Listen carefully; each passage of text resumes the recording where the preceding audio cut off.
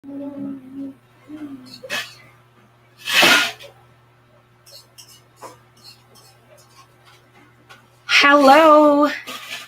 good evening.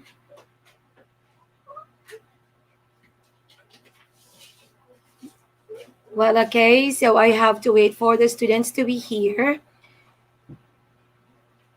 Kahit one student lang, it will be okay. Because I know later you are going to watch this lesson. All right, so anyway, I have now 5 students. So please let me know. You can comment your names there. Wherever you are. Okay, Rav, Jomag, Portia. Oh, sige lang. Everybody naman is welcome to be with me tonight as I am going to talk about linguistics. Okay, so well, anyway, good evening, ma'am. Oh, some of you has no name. Have no name. So please indicate your name lang. For example, you have there, good evening, ma'am. That's only Facebook user. So there is no name. Okay, so si Malon Farhana, so Facebook user lang, there's no name. Okay, at least na-comment mo yung name mo. Okay, guys, so welcome. This is the first lesson for this term. Actually, this is Introduction to Linguistics. So, Introduction to Linguistics subject. And we are on our third term. So we are going to talk about the structure of words.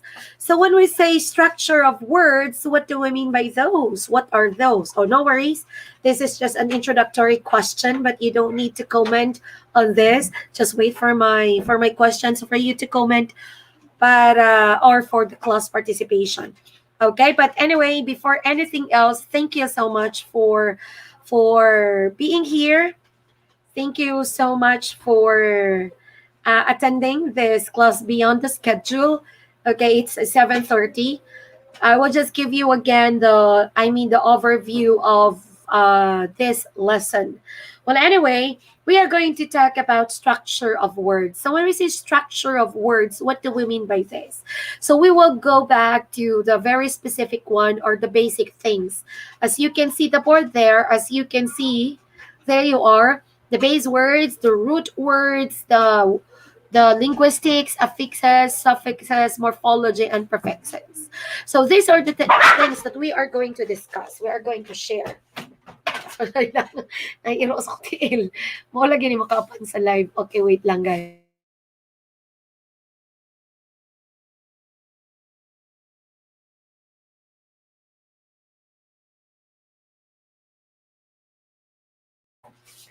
All right. Anyway, so I'm here. I'm back.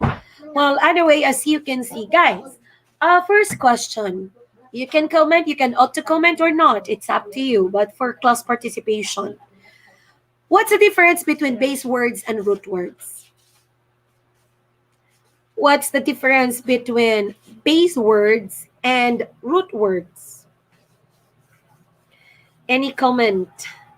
Any answer there? When we say base words, we mean this thing. When we say root word, we mean such thing. So what do you mean by that? What is that? Base word, root word. What are these words? Any comment?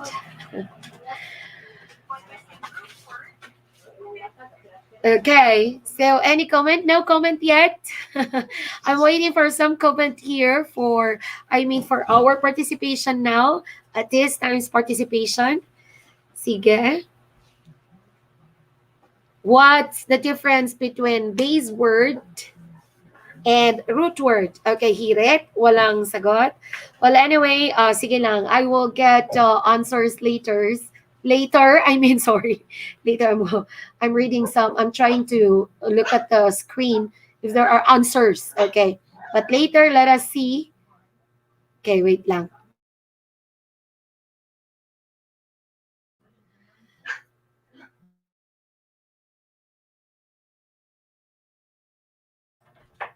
Okay, anyway, so base, ma'am, kay prefixes. Okay.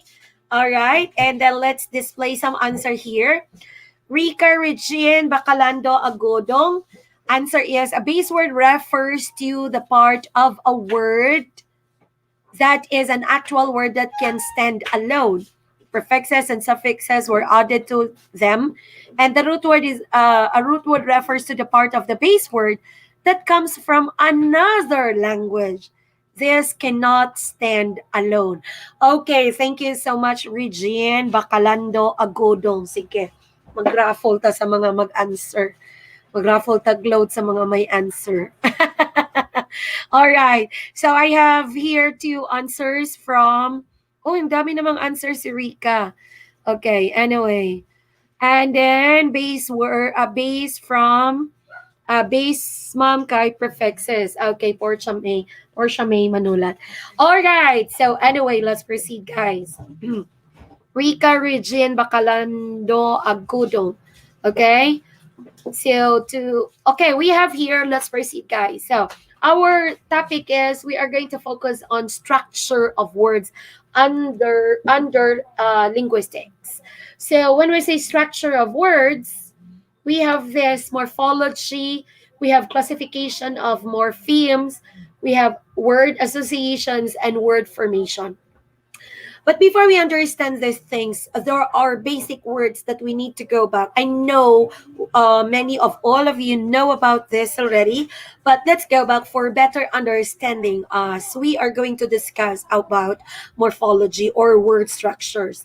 Okay, so let us see the difference, okay, or the differences among these words. So we have here, when we say base word, thank you so much for that answer, kanina. A base word is the most basic form of a word that is able to describe something or to carry a meaning. Based word. So you have their examples: cook, do, happy, right, hero, legal, agree, dress, view, normal. So these are the base words, okay? And then the difference between the base and the root words, you have there. A root word is similar to a base word, but it comes from another language. All right. Usually Greek or Latin. A root word often needs a prefix or a suffix attached to it to make sense. So take note of that. When we say base word, there is no need of additional letters or suffix or affix or prefix, okay? And it is understood already. I mean, there's sense. For example, right, legal, view, normal, okay? So these are the base words. But when we say root word, part siya sa base word, but it comes from what? Another language, usually Greek and Latin. A root word often needs a prefix or a suffix to have sense, okay? To make sense, para magkaroon ng sense yung word natin. Okay, so example, aqua, homo, bio, ambip, phobia. So cron, autograph, okay? So these are the root words. So that alone, there's no sense. Okay, so but when we say bio, we mean life, but of course, when we are going to add some like prefix there or suffix or prefixes there is more sense. All right, so look at this, the root words. So the root word chrono, demos, graph, matter, phobia, photo. So you have there the definition, and then as you can see, we added words here, or I mean prefix, okay, or suffixes. So chronological, democracy, autobiography, matriarchy, claustrophobia, and photography. So as you can see, you have there the root word chrono, chronological, demos, democracy, graph, autobiography. So graph is writing, matter is mother, phobia is fear, photo is light. Okay? So affix, of course, affix are word parts that change the meaning of a root or base word. Prefixes and suffixes are both affixes. Okay, so affixes are word parts that change the meaning of a root word or base word. Then, remember, when we say prefix and suffix, these are all affixes, or both, I mean both affixes. Then when we say prefix, of course, the word pre, it is a letter or group of letters added to the beginning of a word to make a new word. Okay, you're going to tell me, Mom, we know what's prefix and we know what's suffix. We know what's like this or what. Yes, okay. But what's the purpose? Why we need to go back to this thing? Okay, we are going to discuss the word structure, not the meaning of the prefix or the suffix. Okay, so let's go back a little on this thing. So as you can see, prefixes here at the beginning of the word, of the base word or the root word. So misbehave, invisible, superhero, centimeter. So as you can see, the words in yellow there, those are the prefixes you added before the base word or the root word to have another meaning. All right. And then pre before, fix, attach. That's why we have there prefix. So pre is before and fix is attach. So attach before the meaning of prefix. And then the common prefixes, as you can see, anti, and that's against, antidote, or you have there by, to, bilabial, means the upper lips and the lower lips, okay? The enter, between, international, mono, one, pre, before, then on, not, opposite, or of, unusual. Okay, you have there, I'm a female, fe, iron, male, man. So therefore, I am an Iron Man. Oh, female. Clap-clap tayo dyan. I am an Iron Man. So female. Nakaka-happy naman nun, di ba? Nakaka-happy. I am a female. So it means when you are going to say, I am a female, that's fe, iron, male, man. And then therefore, I am Iron Man. What do we mean by this? Why we have such example?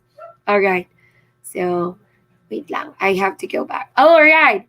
So here, suffix, a letter or group of letters placed at the end of a word or at the end of a root to change its function and sometimes to change its meaning. Okay, of course, at the end. So as you can see there, teach, kind, hope, sing, sailor, brave, strong, refresh, and fear. And the yellow letters there or group of words there are at the end of the word. Okay, so as you can see, these are suffixes.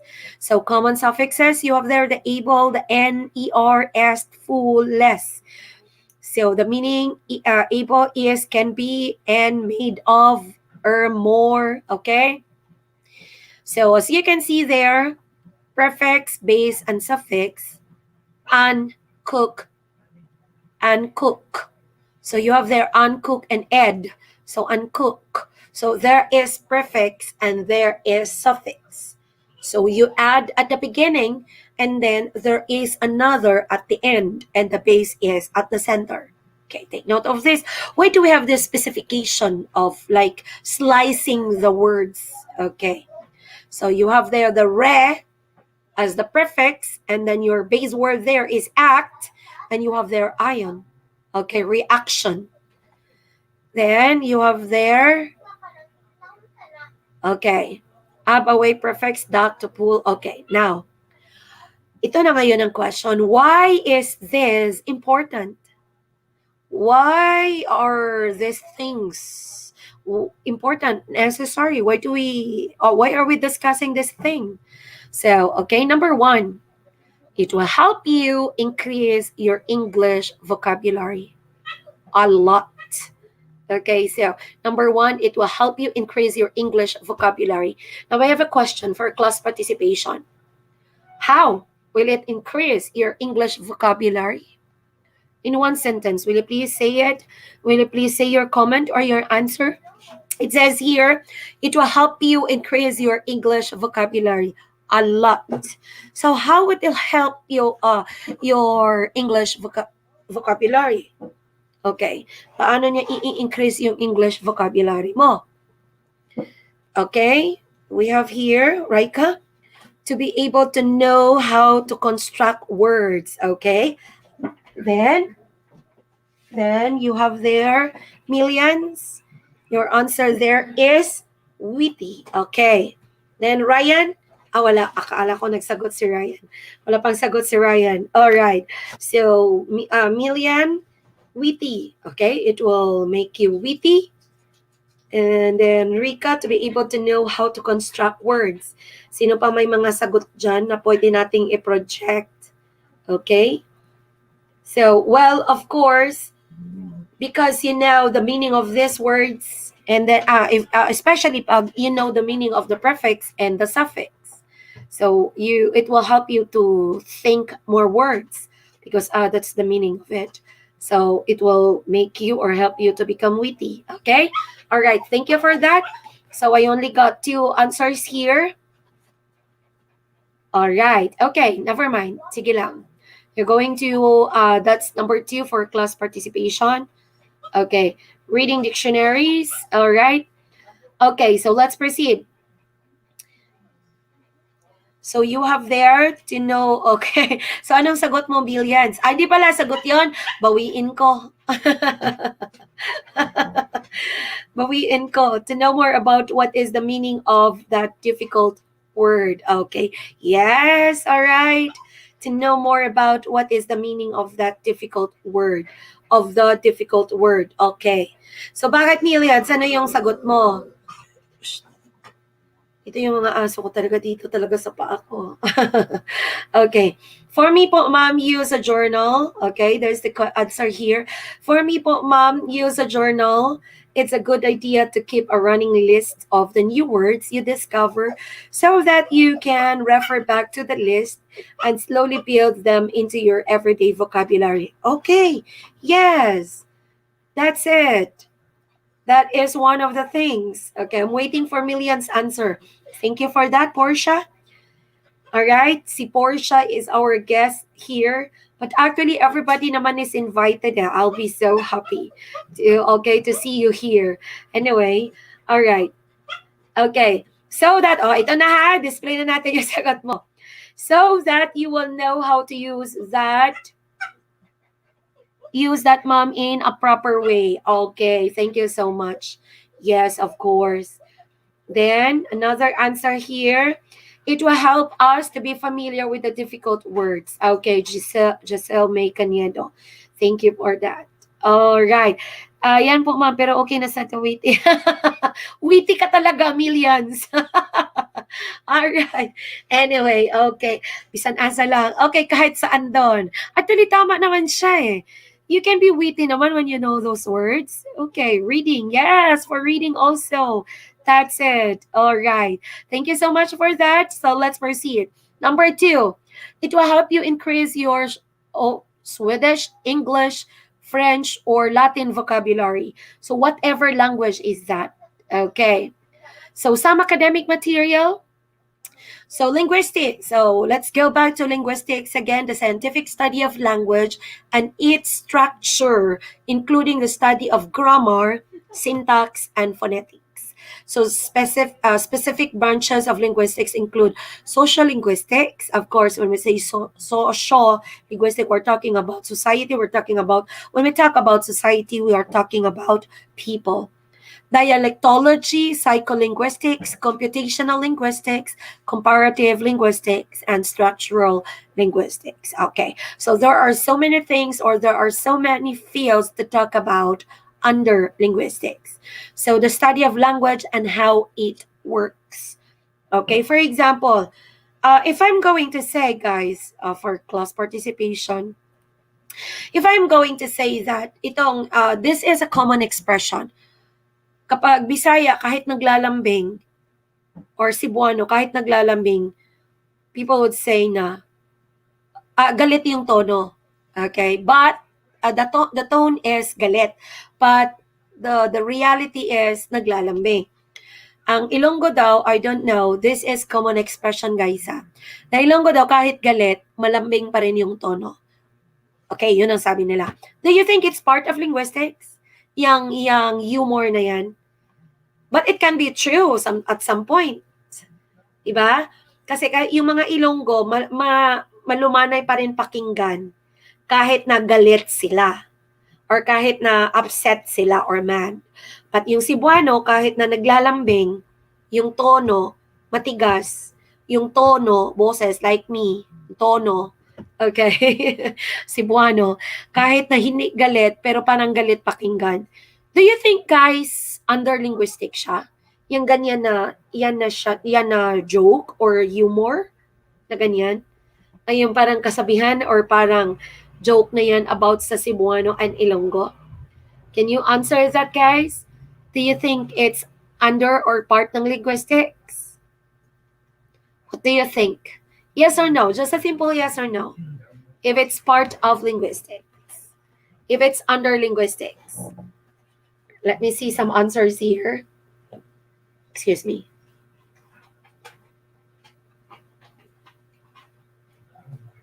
All right. So, okay. So, what do you think? All right. Tone po, ma'am. Okay, tone. Yes. All right. Yes or no? Yes. Yes. Walang mag-answer ng no?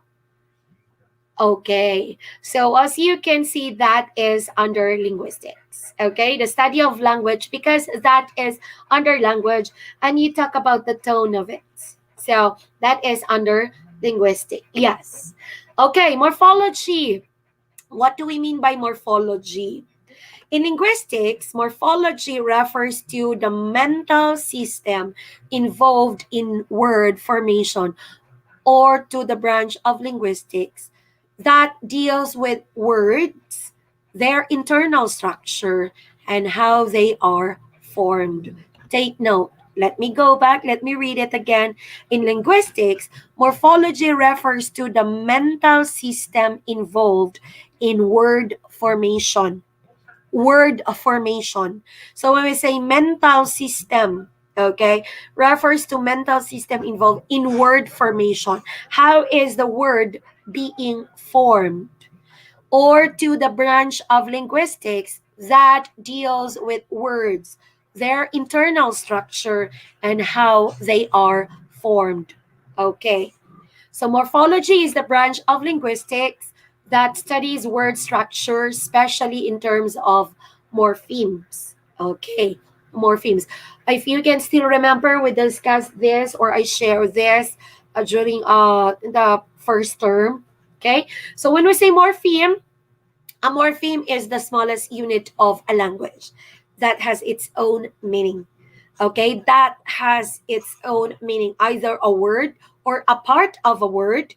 Worker contains two morpheme, work, and then the base word and the there suffix. Okay, so as you can see, how many morphemes are there in the word worker? How many morphemes, guys? Can you answer? Just give me number. You don't need to explain. You don't need to explain. Sige, live man ni magpa-raffle taon niya. Live man ni magpa-raffle ta sa mga attendees. All right. So what is that? I mean the word worker. How many morphemes are there? Take note. A morpheme is the smallest unit of a language that has its own meaning, either a word or a part of a word. Okay? So, worker, how many morphemes are there in the word morpheme? All right, Raika. Okay, Raika, 2. Okay, Millions, 2. Lord, 2. Nag-participate talaga sila. All right, and then Giselle, 2. Yes, we have 2 there. So now we understand what's morpheme. It is the smallest unit of language. Morpheme. Okay. 2 lang. Huwag mo nang i-3. 3. Huwag ka nang mag-or. 2 lang. Okay? Worker. So you have there the work and then the Okay? Worker. All right. Next. Ano yung ano mo? 2. Okay. Who is that Facebook user? 754 comment. Walang pangalan. Hindi niya siguro na-allow kanina pag open niya sa ano. Alright. Sige, let's proceed. Sayang yung participation, walang pangalan. Okay, anyway, let's proceed, guys. So, kasi, sorry. Wala na pala. Sorry. All right.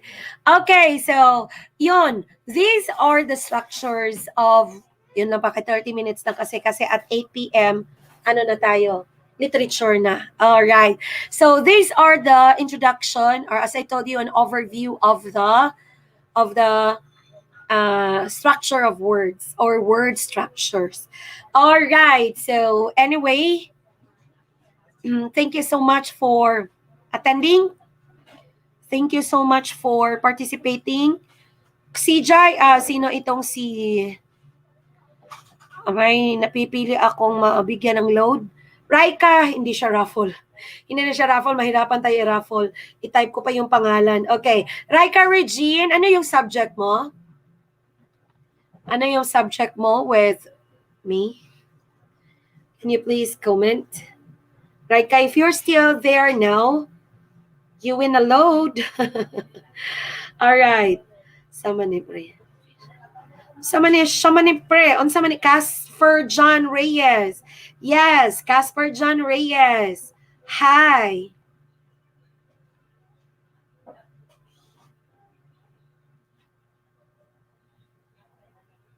Rai, andyan pa si Rai. Sino yun? Raika, are you still there? Wala na. GE12. Okay, thank you. Okay, you deserve it. All right, you deserve it, guys.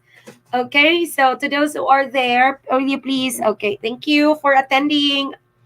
Thank you. So, may EL 100 John. May EL 100. I want to see the EL 100 if you're there. Okay, Raika, PM me your number. You win a load for actively participating, and you are so active in participating. Others are also active in participating. Pero yun lang, the ano kanina, the first who was able to give the right answer. Okay? All right. So, okay, si Millions lang. Ang EL 100 na andito. Naglalambing yung ano ko. Wanna say hi, Jai? Si Millions lang andito. Okay, maghuyop. Angeline. Okay, thank you. Alright. Ako po, ma'am. Alright. So, ang EL 100 lang, please comment your name. The rest, wag na po. Ang hindi, EL 100. And congratulations to Raika. So, just comment me your number. Just comment. Send me a message of your number so I can send you a load later after my class. Okay, after my literature class. So, I have to wait for my literature students. EL 106. So, our topic is... What's our topic? EL 106. Thank you so much. So again, I just gave you the structure. The overview of the word structure. So our topic now for EL 106 is... We'll have another winner mamaya ng load. Okay, Raika, mamaya na ha. So, picture tradition. All right, traditional literature. Okay, thank you so much. And to those who are here na EL 100, please comment your name.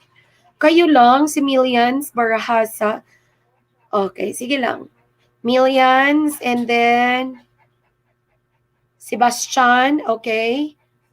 Batausa, Paul John.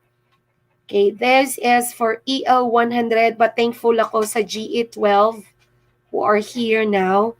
Makikip ang comments ninyo. Okay. Saan kayo nag-live, guys? Sana itanaw sa group natin. Sa group nyo ito na-click.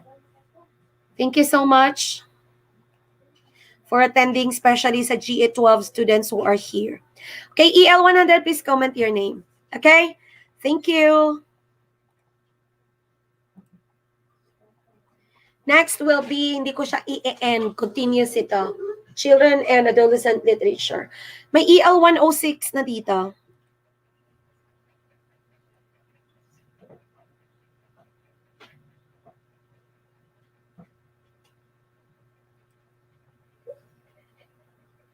Okay, EL 106 meron. Are you there?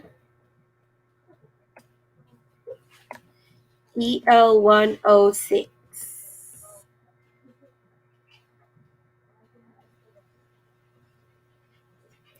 Okay, Cañedo, Jesome, 100. Okay. All right.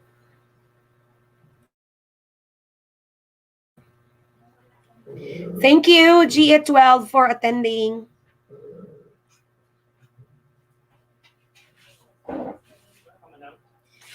Yes, Tauzon and Mercy Jane. Okay, EL1. Oh, lagi. Nagutak ako. Nag-live ko. Okay, then let's have EL106. So, let me open. All right. Few slides about the traditional literature, guys. Okay. So, estimated na talaga na iraran ng live natin is 30 minutes. 30 minutes sa linguistics and 30 minutes sa literature. Okay, so let's go to literature, guys. Are you there, the EL106? Okay, kanina pa kayo pumasok? Okay, thank you so much for being here. All right. Okay. Well, anyway, we only have 18 slides from 20. Char. 18 slides lang. So, good evening once again. We have here... Wait lang po.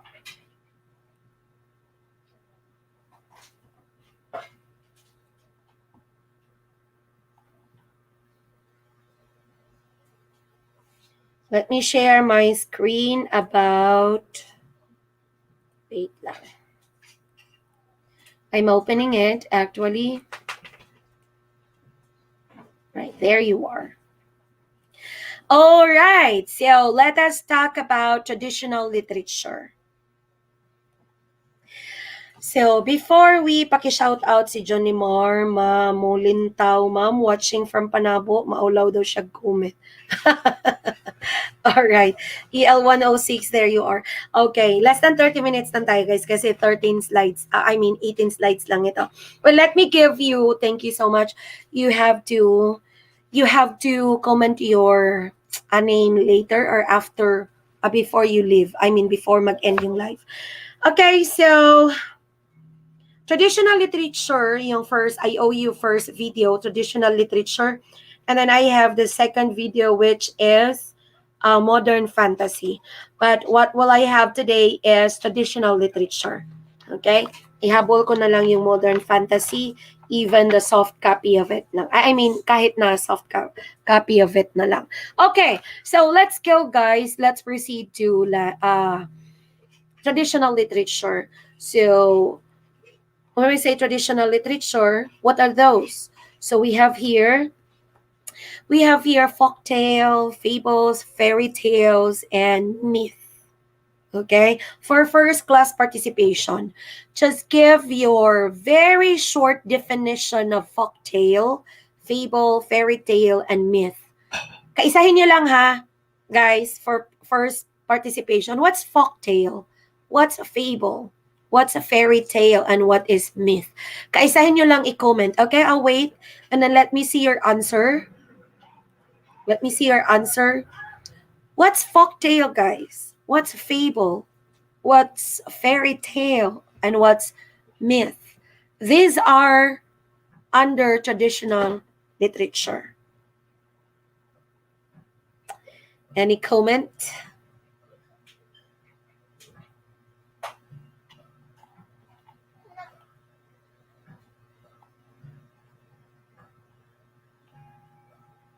Okay? Any comment, guys? I'm waiting for your comment. Sige lang, tama nga naman. Medyo mataas siya, mahaba, Medyo mahaba siya.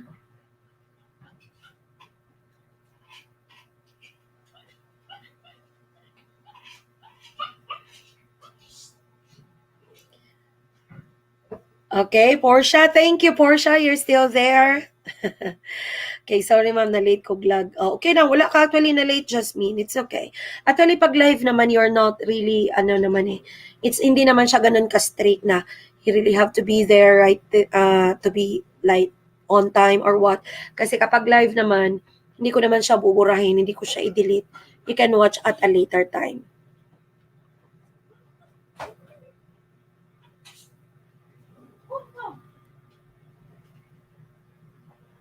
Sige daw. Wala ito bag. Walang sagot. What is folktale? What's fable? What's a fairy tale? And what's myth? Kahit 1 or 3 words lang each. Hirit na? No answer. How about si Cherry May? How about si Kenny Rose? How about si Jeko? Oh, nana po ni pangalan ni Jeko. Saging na po ako mahinumduman. Jek, ikaw gid ako mahinumduman, Jek. Okay. Ira or Dina Codera, folktale stories that grew out of the lives and imagination of the people of folk. Okay, thank you for that, Ira. Then Princess. Oh, Princess! Hi! Princess is grade 5 only but attending grade 9 math. Imagine. Okay, si Princess pala, student pala siya ng JM's Online Learning Hub. Grade 5 lang siya actually, pero yung math na tinitake niya grade 9. Okay, kaya natin yon. Hello, Princess. I miss you. Yan. Okay, I miss you, Princess. Princess, I hope to see you again. Open ulit yung free class natin. Grade 5. O, pwede ka sa Friday mag-join kasi high school. And then, ang English na grade 5 lang siya, pero ang English na ina-attend niya is grade 8. And she is only 11 years old. 11 years old. Okay, yan, si Princess. Okay, thank you for participating, Princess. A story originating in popular culture, typically passed on by word of mouth. Folktale, short story, typically with animals or as characters conveying moral fables. Okay, yun ang fables. All right, thank you so much for that, Princess. I'm so happy to hear from you. All right. Okay. And then we have another here. Maruya, Jeko. Okay. And then let's have Renz. For me, ma'am, folktale is a traditional story among people or folk. Okay. Hi, Renz. I miss your suplada look. But very kind person. Okay, suplada look but has a very kind heart. Char. Okay. Shout out kay Renz Jan. All right. And then Portia, to answer your question po ma'am, ito po ay isang story which have been handed down orally in a culture and have no known authors as opposed to stories that someone consciously make up and passes on by publishing them. All right, yes, handed orally. Okay, thank you, handed down orally. And then we have here Mercy Jane. Folktale characters that could not exist in a real world. Fairy tales, magical characters, fables, not real, teach us a lesson. Often have animals speaking, legend, usually have hero myth, imagined stories. Okay? Thank you for that, Mercy Jane. And then, all right. Sino pa may sagot dito? For me, folktale is a traditional story among people. May sagot pa dito. Made up and handed down. Jorly. Oh, si Jorly GE din ito. Thank you, mga GE students who are there. A story made up and handed down by the common people. Actually, sa GE, helpful din ito sa inyo kasi nga literature. Okay? Literature. So when we talk about literature, common lang yan eh. May specification nga lang. Okay. Alright. And then Kenny Rose or Chico. Maruya, folktale are stories that came from our ancestors. Fables are stories that includes characters that are talking animals. Okay? Thank you for that, Maruya. Then we have Kenny Rose. Folktale is originated from ancient people that was being passed down from generation to generation. Fable is a story of animals that teach us different lessons. Okay, thank you so much. So many answers here. Talks about an origin of something, fables, life, okay, and more like talking animals. Okay, thank you. Lumbrina, folktale is the characters that don't exist in the world but has moral lessons. Okay, fables is a short story, typically with animals as characters. Okay, Rachel and Renz, and then Opo Ma'am. All right, thank you. Okay, anyway, so let's go. Let's proceed, guys. Yes. So we'll learn about tradition. Why learn about traditional literature? What's the importance of this? Why do we need to study this one? Why? Okay, it serves as the building blocks for contemporary literature, framework for literature, provides a window on diverse culture. We have a better understanding of the kinds of life they were living before, and then compared to the lives that we are in now, or we are living at this point of time now. Okay, so and then also not only that, comparing the time before and now, but then the different culture before. Okay, our ancestors, and then provide moral models for children as the struggle between good and evil is applied to events in their own lives. So as you can see, if you're going to if you can still recall the traditional literature that you've read, there is a lot of moral lesson, diba?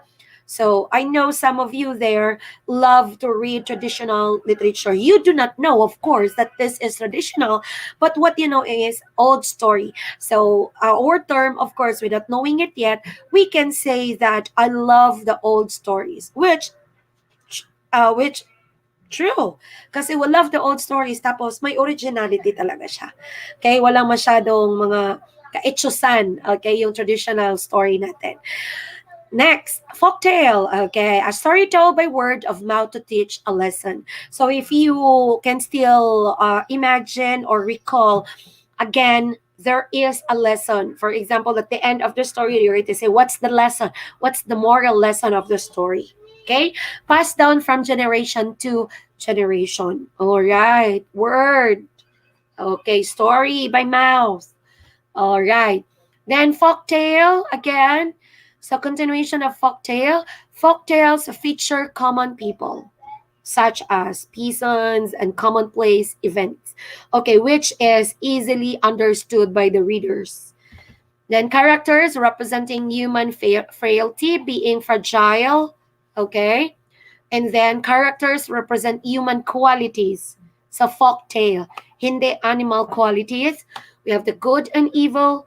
We have wisdom, foolishness, laziness, and others. Basta all about human characters or qualities. The conflict of the story is clear. The resolution usually has happy endings. Good is rewarded and evil is punished. Yun talaga ang gusto nating mangyari sa story. Elements of magic or magical characters may be incorporated, but logic rules to the supernatural must make sense in the story.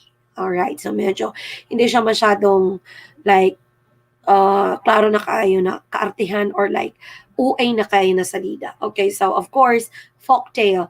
So, kung may mga magic man yan, parang close to reality pa rin siya. Excuse me. Excuse me for that. All right, and then fables. Okay, I love fables. Even up to this time, I love fables. So short stories that teach a moral lesson. Again, plot is very brief with one event. Okay, it's not complex. It's not complicated. So traditional, let us say, traditional literature is good for kids. Okay, children literature. Animal characters with human characteristics. Characters are flat and stand for one human trait. So of course, ano yung story gani na yung Disney gani, yung My Princess, yung yellow, wearing yellow, hindi ko talaga agad maisip pa. Tapos yung mga kitchen utensils, di ba? Mga gamit sa kusina, mahimong tao. Alright. Maging tao. Sa kadami ko inisip, hindi ko siya maisip. Nasa dulo ng dila ko. Beauty and the Beast. Di ba? Okay. May ganun lang ang characteristic. Pero actually, hindi naman about sa animal or ang bida doon, hindi animal. But of course, ang ano lang doon is the characteristic. But ang totoong fable is that, for example, the monkey and the crocodile. Okay? And then the monkey and the turtle. All right. Yes, Beauty and the Beast. Yes, Mercy Jane. Okay. Minsan kasi hindi okay si Belle yung naka-yellow. All right. So, okay, the animals. So when you are going to imagine si turtle and then si monkey, human characteristic. So, I know that's very common. I know you know about it. Okay, but ang atin dito is this or under traditional literature.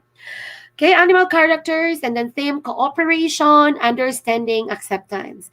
So yung si monkey and then si pagong, si monkey and the turtle, 'di ba?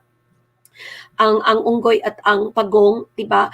There is acceptance doon sa mali ni pagong. Okay. So of course, at the end of the story though, medyo clever, hindi siya clever, but tricky at first, pero pagdating sa huli, there is acceptance, okay? Mas clever pa rin ang monkey. Sorry, monkey ba yun? Sorry, namali ko. Turtle and ang rabbit. Sorry, kasi kahit anong karakter na lang ginaiskutan ako. Kahit nag-run bitaw sila, nag-race sila. Okay? Nag-race sila, tapos nagsalig ang rabbit nga ano siya, paspas siya mo daga, napildi niya si Pagong. Okay, ako nuhay. Pero natulog-tulog lang siya, naunhan siya ni Pagong. Okay, tricky siya at first, pero at the end there is acceptance. Okay, morals sometimes are inferred and maybe expressed in a proverb. All right. Then we have here example lion and mouse, ant and the grasshopper, goose with the golden eggs. Okay, Aesop's fable, this famous book of fables, which are always referred to as Aesop's fables, date back to the 5th century BC. All right. Okay, and then let's go to fairy tale. So elements of a fairy tale, yes, elements of fairy tale contains magic enchantments like talking animals. Yun na, si Beauty and the Beast under siya sa fairy tale. Tama? Talking animals, fairies, witches. So hindi siya actually animals like talking animals. Okay. So you have there noble kings, queens, princesses. All right, that's it. Godparents. Yon. So we love this one. I love this. I still love this. So may yung mga fairy tale na mga movie ay halin sa kuha jud ang sinihan. Tanaw jud dayon ko. All right. Then fairy tale setting. Setting does not have a definite location or time, and familiar fairy tale look like Germany. Yan, look like Germany. Okay, then a familiar line, once upon a time. Okay, and then familiar ending, and he live happily ever after. Okay, diba? All right. Next, let's go to, wait lang. The best known tale in the world? Oh, yes, Cinderella.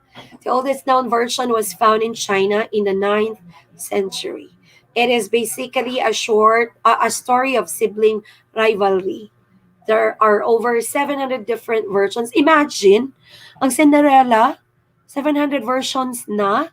Tapos, pilap lang ka-version na itong nakitaan. Ilang version pa lang napanood natin. Okay, over the world, there are over 700 different versions ng Cinderella. Ang original niya is from China. All right. Si Hans Christian Andersen, Danish author and poet, wrote more than 160 fairy tales. Many of Andersen's fairy tales depict characters who gain happiness in life after suffering and conflict. Yun ang maganda, di ba? Yun ang nagugustuhan natin. Nag-suffer yung bida, and then at the end there is satisfaction sa atoan na side, sa side natin. Kasi and we are going to say yes. Okay, parang we are able to breathe. Okay. Ugly duckling theme of self-discovery. Yes, I like that, the ugly duckling. Okay, which match his own life. At the end, she's the most beautiful swan. Okay, na alive sa land na yon. Okay, maganda siya. And then optimistic belief in the triumph of the good, known as the father of the modern fairy tale. So that's Hans Christian Andersen. Okay. Then, Brothers Grimm. So Jacob Ludwig Karl Grimm and Wilhelm Karl Grimm wrote children's tales and folklore to preserve German cultural heritage. Wrote 211 stories together. Okay, magkapatid.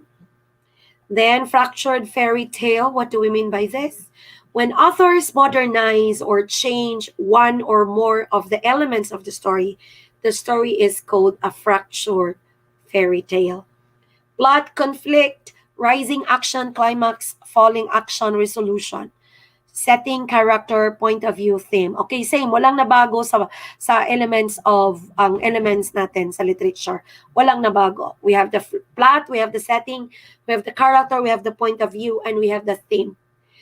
So the examples of fractured fairy tales, when we say fractured fairy tales, when authors modernize or change one or more of the elements. Okay, this one.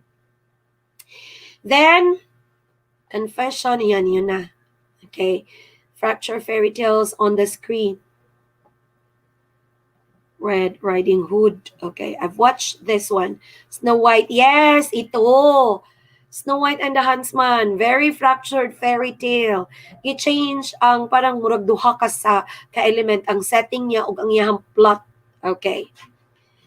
And myth. Okay, the last myth. So the mythology is a related body of stories which make up the official beliefs or explanations of religious system. So myths attempt to explain the beginning of the world, natural phenomena, the relationship between the gods and humans, and the origins of civilization. So myth, like legends, are stories told as though they were true, but these are fiction. Ancient civilization stories and beliefs. So when we say myth, gani, ito yung masabi natin, gods and goddesses. 'Di ba? Gods and goddesses, agad yan. That's myth. Okay. Then, the Lion King. Okay, thank you for that, Princess. Yes, the Lion and Sleeping Beauty. All right. Okay. Next, let's go back. Where am I? Okay, myth. So, as you can see, gods and goddesses yung myth. All right. Okay, so again, ito lang yung natin nagiging, the introduction or overview of the traditional literature. Why go so much on that? Why complicate? So simple matter. All right. Question. Wag dito i-comment doon na mamaya sa group. Sa group na mamaya after. All right. I have a question. What is a fractured fairy tale that you've watched? And what do you remember about the element? So how can you say it is fractured fairy tale? Again, when I say fractured fairy tale is, ginawa siyang modern, and then yung isa or dalawang plot binago. Just like the Snow White and Huntsman. Diba? Huntsman. Ang plot gibago. Okay, ang setting binago. Okay, pero andun pa rin yung the Snow White, I'm sorry, andun pa rin yung Snow White. And then the mirror, andun pa rin yon. So when we say fractured fairy tale, binago ang setting. So, ano ang alam nyo na fairy tale na napanood nyo or nabasa nyo lately na masabi nyo fractured fairy tale siya? And why do you say so? Yun lang, as simple as that. So just comment it in the GC, in the group, okay? In the group later, after this one, when we end this live. All right? So guys, thank you so much. So that ends my live, and I really appreciate your effort. And to our guest, thank you so much sa mga guest natin na andito. Okay, naging happy talaga ako. Andito si Princess. Napaka-smart na bata.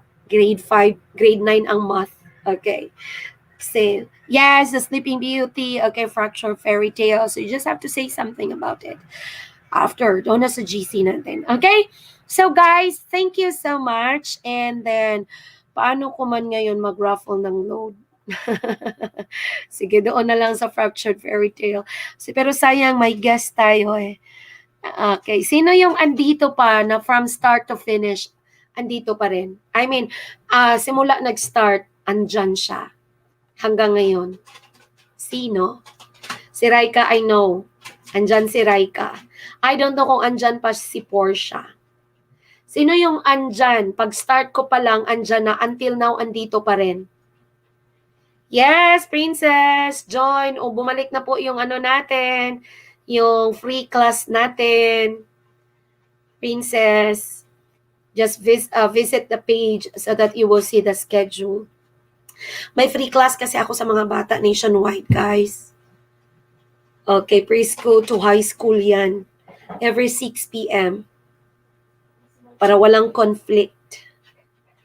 Yan, si Portia, very participative. Me, Rachel Ann Nombrino there. Okay, thank you. Mercy. Okay, si Portia there. And then from start to finish, okay, Rachel Lombrino there also. Pero ang medyo si Lombrino, science ka, no? Rachel? So, Rachel, science. Okay, guys. Hi, ma'am. Ha, ha, ha. Alright, I know. Bakit ka ha, ha, ha, Jico? I know. Alright, guys. Thank you so much. You can actually end this one. Thank you for staying with me. And by the way, sa mga EL 106, thank you for attending. +5 tayo sa exam. Okay, narinig nyo yun? +5 tayo sa final exam. Plus, yung i-collect pala, sige lang, abangan nyo yung may post ako na summary, guys. Abangan nyo yan, guys, ha. Pag may i-post ako na summary, you really have to attend to it. Hindi siya video, summary lang siya. Post siya. Okay? Pag summary ganyan siya, guys, you really have to go to it kasi andan yung collection. And then I told you, if you are able to complete the collection, you are guaranteed of 30% of, you know already. Okay? You know it already. Alright, guys. Thank you so much. So, dito na ako i-comment ni sa GC ang 5 points para nato malimtan para witness ang tanan. Alright, thank you so much, guys. And please, before you leave, comment your complete name. Thank you! Luis Nombrino. Okay. Portia. Kasi si Portia hindi siya dapat andito eh. Pero andito, sige. Portia, ikaw ang napupusuan kong bigyan ng load. Kasi andyan siya from start to finish. Okay, Portia, thank you so much for attending. Send me your number. I'll give you a load. Yes, comment your name, please. Alright, before you leave, bago ko siya i-end, maglalabas naman yung pangalan niya. Alright. Okay, thank you so much. Bye-bye! Isang oras ang tinakbo. Almost pala. Almost 1 hour. So, bye. Nag-wait ko. Mag-EL 113. Sino yan? Sino yan? Nag-wait ko. Mag-EL 113, lol. Okay, yung 4 girls ko na EL 113. Sino yan? Kasi Facebook user lang ang lumabas. I sent you the soft copy. Kung sino man yan, si Somoza, si Sheng, si Donna, or si Nika. Sino yan? So guys, thank you so much. Bye for now and keep posted. Please keep posted. Bye-bye.